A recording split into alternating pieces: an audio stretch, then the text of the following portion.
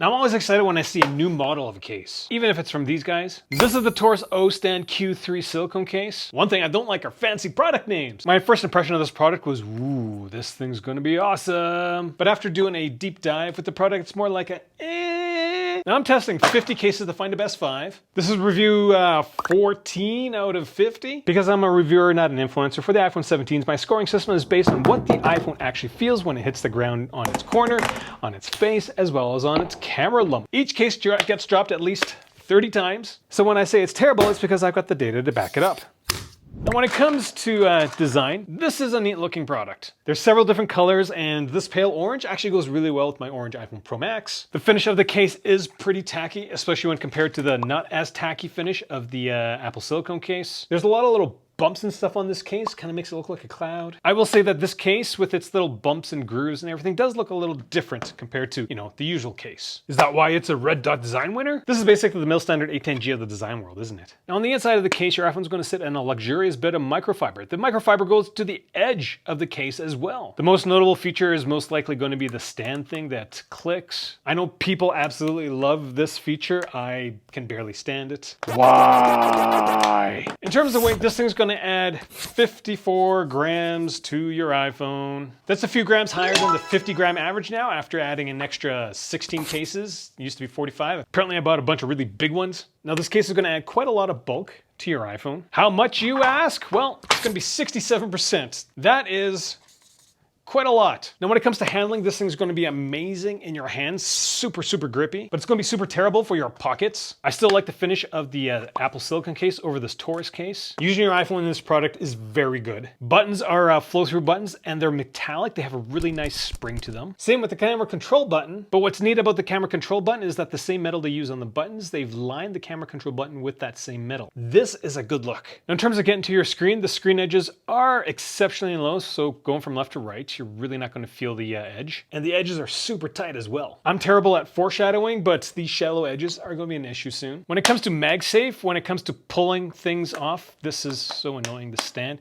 It takes 7.5 newtons in order to push things off. It's a little easier. 9.5 newtons. Are those values better or worse than average? 14% worse. This is one of the worst cases for MagSafe accessories in my collection. Now when it comes to protective design, the corners on this product have a thickness of 2.4 millimeters. The back is 1.7 millimeters. The corners of this case are a little mystery to me. I initially thought this was just silicone, but it's not because it's super rigid. But I do know that the corners will deform if you drop it a bunch of times. This shouldn't happen on a premium priced product from my perspective. Now when it comes to rigidity, I thought this was a joke because it popped easily. That's no good. But to bend it 8 millimeters in my test rig, it took 50 newtons to do so. That's 89% above average. This is what I call a stiffy of a case. So when I was doing the drop test for this product, definitely thought it was going to be better than Apple's own silicone case. This thing has thicker corners, it's got a girthier back, and the rigidity is way higher on the Torras case than it is on the Apple case. The only thing similar about these two products was that they both failed the same drop test.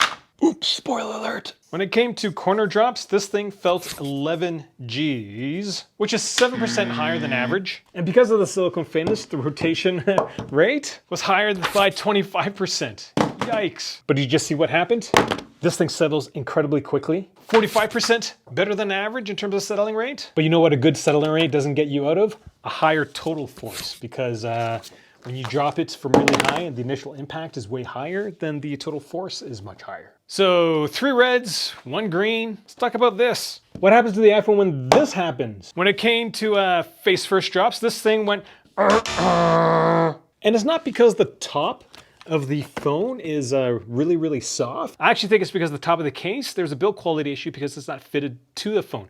You notice that the case edges around the rest of the iPhone, it's like that, but along the top, it is below the screen protector on my iPhone. That's what you get with a Red Dot Design Award winner, I guess. All right, let's talk about drops along the camera lump. Now, Torras has a pretty substantial polycarbonate ring around this camera lump. So when you drop it like that, the initial impact, well, is very average. But because of the super rigid back, the settling rate is way above average, 37% better, which results in the total force being about 7% better. So not bad. So would I get this product if I wasn't a reviewer? The answer is no. Anytime a case fails a drop test, like the face first drop test, yeah, wouldn't get it as a reviewer. Who should get this product? If you don't mind this fatal flaw, it is a very good case. People seem to really like the stand. The button access on this product is amazing. Just buy a few more screen protectors, I guess. I'm on a mission to test 50 cases to find the best 5. Make sure you subscribe to the channel because I am dropping reviews the moment I finish them. So this is case number 14, I think. Number 15 is coming soon. Thanks for watching.